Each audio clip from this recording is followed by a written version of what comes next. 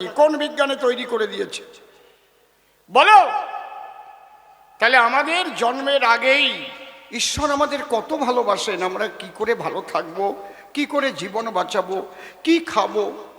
এই যে জল কে তৈরি করে দিয়েছে? আগুন কে তৈরি করে দিয়েছে? গাছে গাছে ঘষিয়ে ঘষিয়ে তারপরে প্রথম আগুনের সন্ধান পেল। হ্যাঁ, ঘর্ষণ দিলে, পাথরে ঘর্ষণ দিলে আগুন জ্বলে, কিন্তু এই শক্তিটা ওর মধ্যে কে দিয়েছে?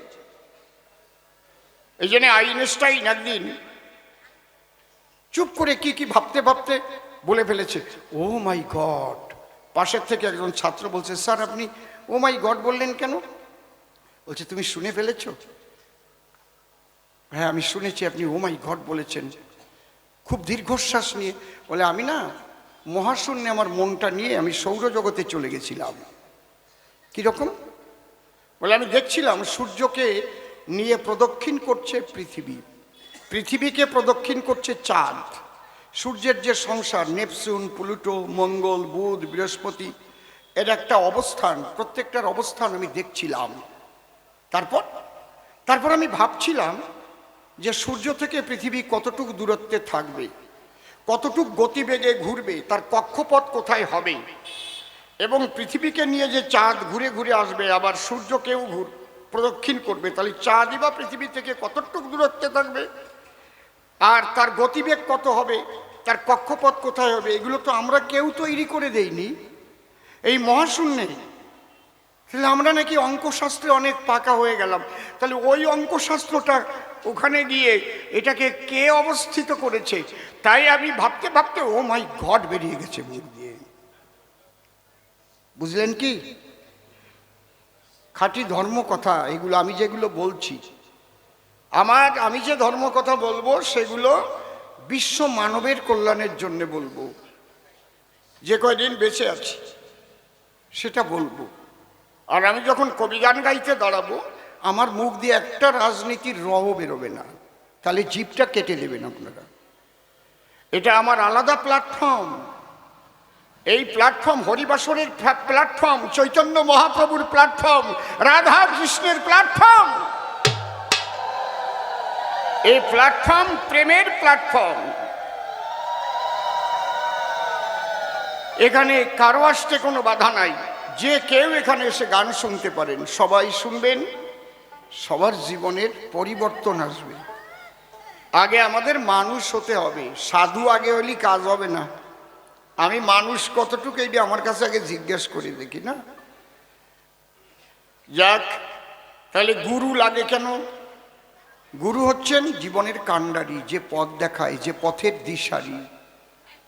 প্রত্যেকটার গুরু ছাড়া কিন্তু কোনো কাজ হবে না। যে মেয়েটা নূতন বিয়ে করে, স্বামীর ঘরে যায়, আগে দেখবেন সঙ্গে এক বুড়িরে পাঠাতো, তার নাম ব্যাবারিয়ে বুড়ি, যাতো না?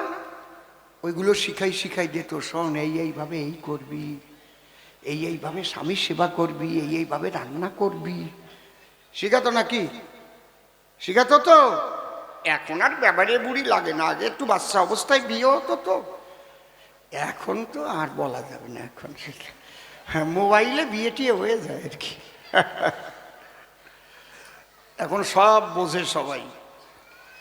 লেখাপড়া শিখতে যাবেন, গুরু লাগবে। গুরু ছাড়া হবে কি? মাইক চালাচ্ছে, ওনার গুরু নাই, ও উনি তো ওই জায়গায় নাই, উনি গুরু ঘরে গিয়ে হাজির হয়ে গেছে।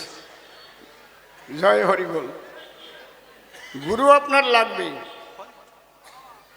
গুরু ছাড়া কিন্তু হবে না। তাহলে আজকে প্রশ্ন তিনটে হয়েছে, খুব মারাত্মক প্রশ্ন।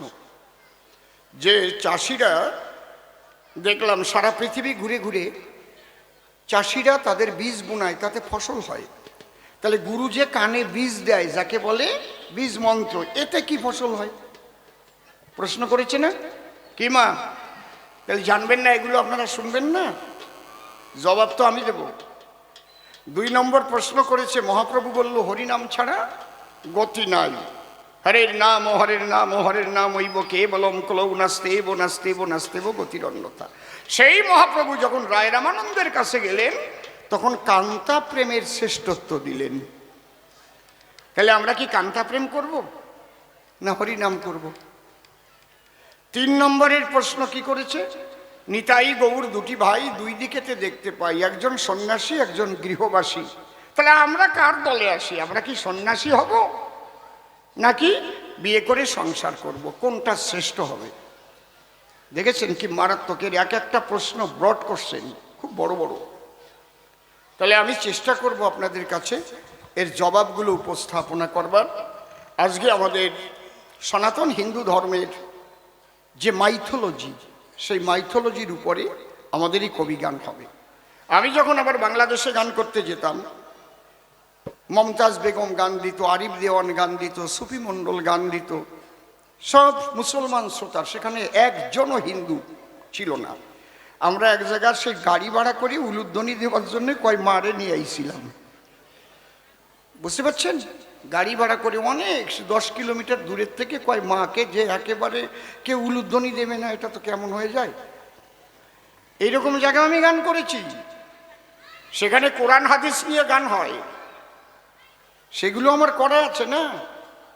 কারণ প্রত্যেকটা শাস্ত্র আমাদের পুঙ্খানুপুঙ্খভাবে অধ্যয়ন করতে হয়েছে। কোরআন পড়তে পড়তে যেখানে গিয়ে দেখলাম লেখা আছে, যদি কোনো মুসলমান ভাই এখানে থাকেন, মাতা পিতার প্রতি উহু শব্দটি ব্যবহার করিবে না। আমি একদিন স্থির হয়ে গেলাম, এত ভালো কথা, মানে মা বাবাকে কষ্ট তো দেবেই না, তুমি কি কি বলছো? তুমি উহু শব্দটিও ব্যবহার করবে না, কারণ চিরকাল মা বাবার কাছে তোমরা চিরঋণী। দেখেছেন ভালো কথা নেই? সব জায়গায় ভালো কথা আছে, আবার আমাদের শাস্ত্রেও খারাপ কথা আছে, ওনাদের দায়েও খারাপ কথা আছে, আছে না? আমরা দেখবো আমাদের চোখে খারাপ, আর একজন দেখবে ওইটা খারাপ। আমাদের শাস্ত্রের মধ্যে ব্রাহ্মণ্যবাদকে খুব মাথায় তুলে দেওয়া হয়েছে। এই ব্রাহ্মণকে দান করলে, ব্রাহ্মণ দিলে এই স্বর্গে চলে যাবে। স্বর্গে ওই রকম মন্ত্র বলে পাঠানো যায় না কাউকে, মিথ্যা কথা এগুলো।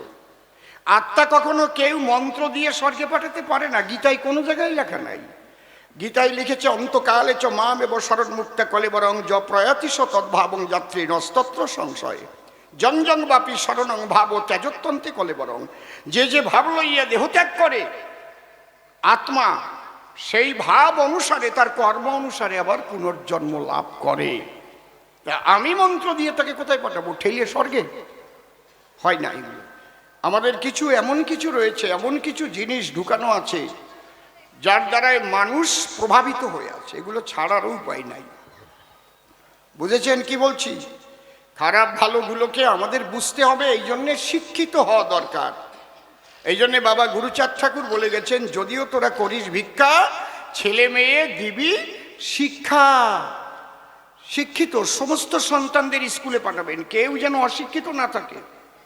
আরে আমি তো গাড়িতে ভিক্ষা করেছি, আমি হকারি করেছি, লেখাপড়া জানা একটা হকারের মূল্য আলাদা আছে। কিন্তু আমার সঙ্গে একজন হকারি করতেন, সে বিএ পাস, সেই সময় হকারি করতেন, চাকরি পাইনি, তার মূল্য আলাদা ছিল না, তার ভাষা, তার কথা, তার বোধ।